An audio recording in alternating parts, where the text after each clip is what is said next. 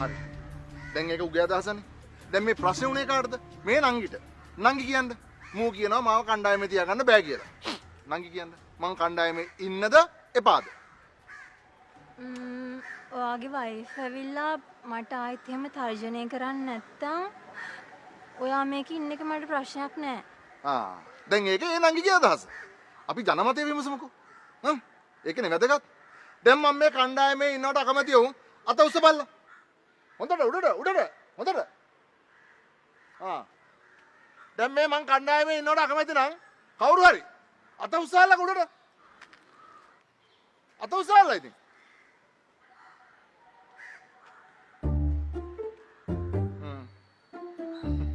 අනේ මේ අනක දාගෙන පල්ලෙහාට මොඩයා.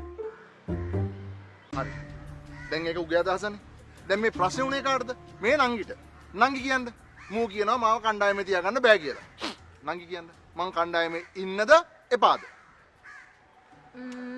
ඔයාගේ වයිෆ් ඇවිල්ලා මට ආයෙත් එහෙම තර්ජනය කරන්නේ නැත්තම්